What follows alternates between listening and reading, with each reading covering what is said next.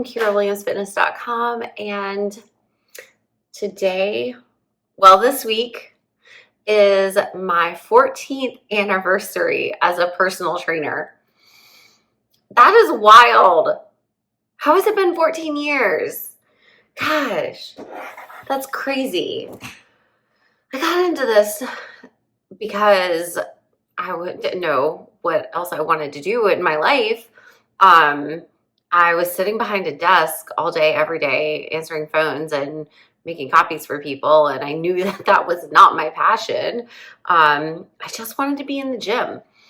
I had my own experiences with my transformation from being overweight and transforming my body and feeling better about myself and having more energy and just loving life so much more, that I really just felt like I had a secret that I needed to share with the world. So I became a personal trainer. And here it is. It's been 14 years. And this journey has taken me into doing way more than just counting sets and reps and writing workout programs for me.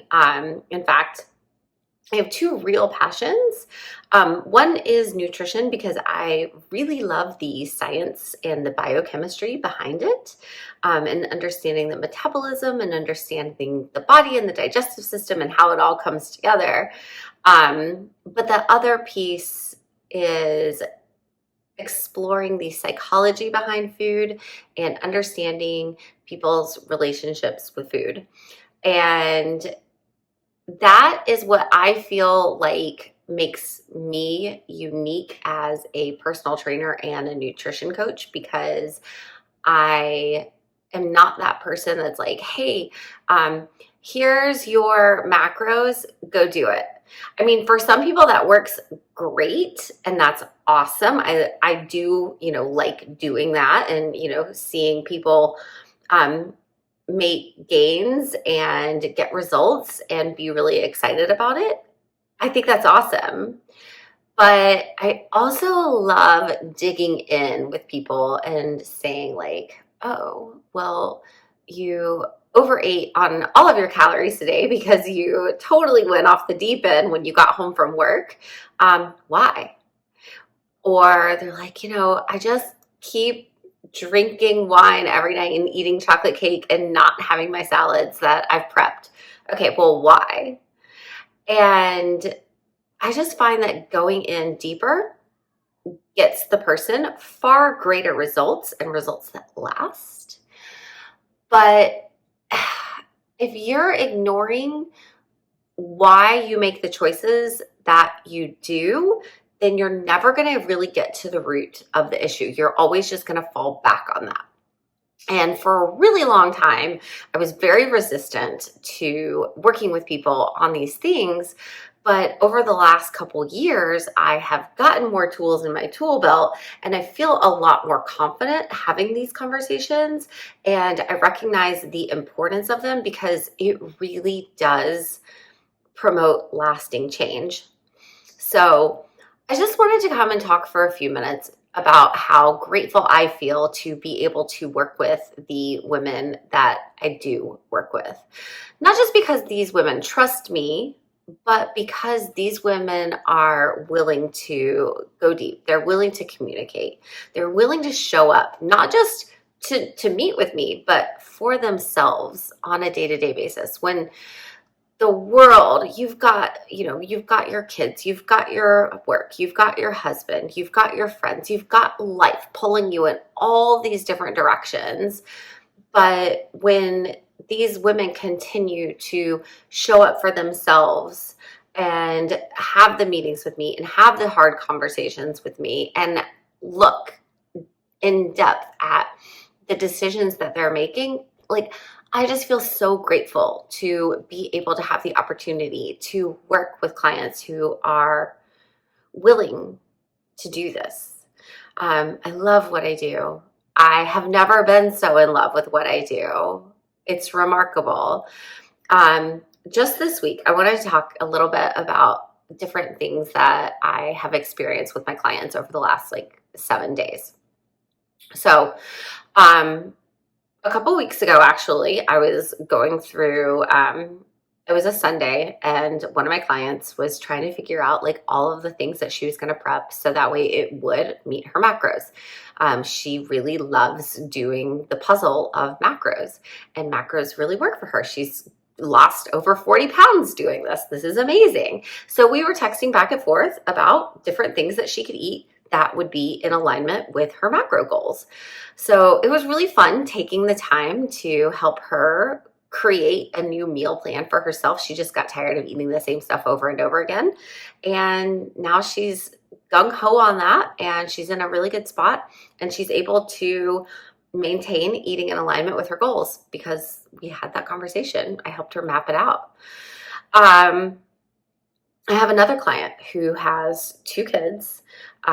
She also has a job. Her kids are toddlers.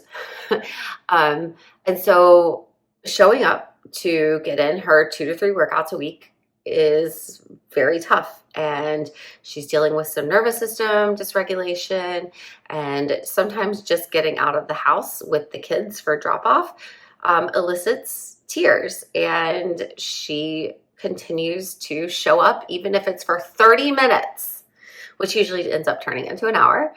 But she shows up for herself, and she gives herself grace. And, just that recognition of how hard it is to be doing what she does has really helped her create some momentum. So showing up feels a little bit less hard, and there's just a couple less tears involved. But it's been remarkable. There's just been a huge transformation in her attitude over the last week, just from simply giving herself a little bit of grace and not just constantly saying like, well, I should be doing this and I should be doing that. Just giving herself grace for where she's at right now and meeting herself with where she's at has completely sparked a change in her attitude, and it's making things a lot easier for her. And, being able to have that conversation with her, I greatly appreciate the fact that she has been open enough to have that conversation with me and continue to show up and not give up. I've got another woman who I am helping her with her relationship with food. It has been instilled with her from a child. When she was a child, she went to Weight Watchers and was told by her mom and by the people at the meetings that she needed to lose weight, and she was congratulated on every pound lost. And this is something that has been ingrained in her for decades.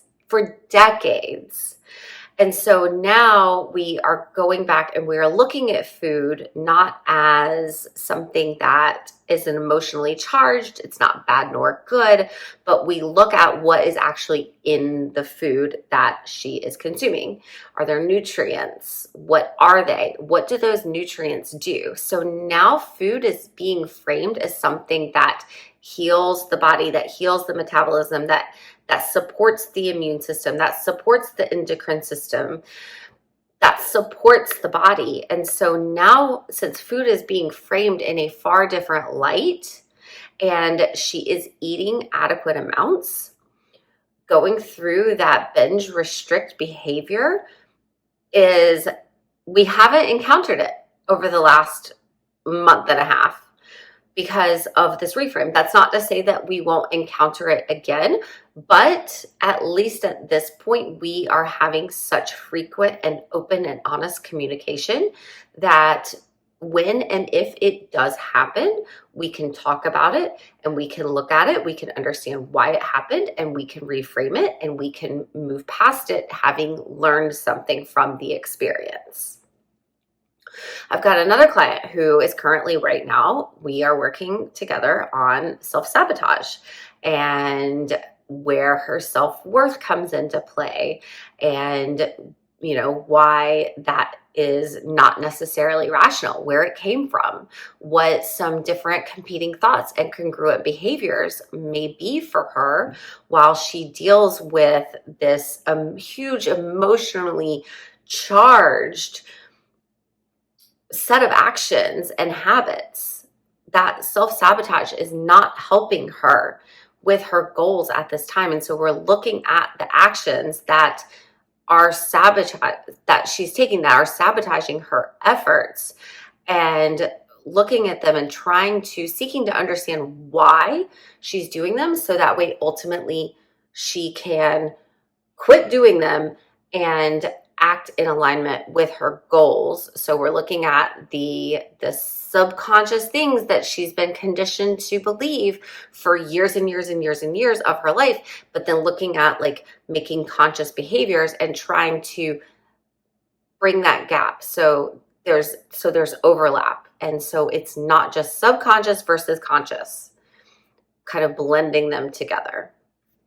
I have another client who has been traveling and literally like worked out in like the tiniest, like a closet basically, with two other people. I mean, she went from not working out at all 2 months ago to being so committed to working out because she wants to lose fat. She wants to get her A1C down. She wants to stop being so uncomfortable in her skin, that she knows that even when she's traveling, and I don't always say like, hey, when you travel, you should work out. But when this is still something that isn't your fallback habit, working out while traveling can be very, very helpful, just because it doesn't get you out of the habit. You stay in your habit, you continue that momentum. So she showed up today to work out in a tiny little closet, basically, just because she is that committed to showing up for herself. And then one more I want to share is I'm working with another gal who is a long distance runner, and she has been conditioned to be afraid of carbs. So she's lost a lot of weight, and she did it by, I shouldn't say restricting food, but through diet and exercise. Okay. There's nothing inherently bad about that. That's the way you do it. Right. However, towards the end, she did work with a nutrition professional who pulled her carbs back, which again, pulling carbs is a means to an end. Carbohydrates, just a quick little science here. So carbohydrates actually they hydrate. Hydrates, they hold on to water in our body. So like a bodybuilder who's getting ready for a show, towards the very end, you pull way back on carbs, and so your body releases water weight. So, if you are somebody who's like, I've lost 95 pounds and I just want to get to that 100-pound mark, okay, you can pull back carbs and lose 5 pounds of water weight, but that's different from fat loss. And that's what she did to hit a certain number goal on the scale.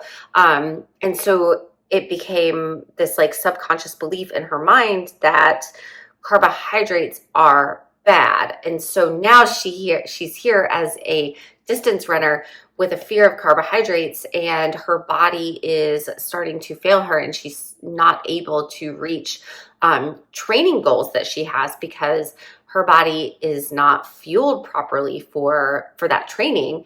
And so now we are starting to work on trusting the process, not focusing so much on over controlling, which, by the way, control is perceived. We don't really have control. We have control over this much stuff out of like this much, and that's going on in the world, right? We have control over like this, like you have control over your outlook, right? But even then, you've got some subconscious stuff that's like trying to filter its way in. So that's, but ultimately, working on trying to looking at what's rational, what's not rational, looking at what goes on in our subconscious and then what's going on in our conscious, and then trying to blend that gap.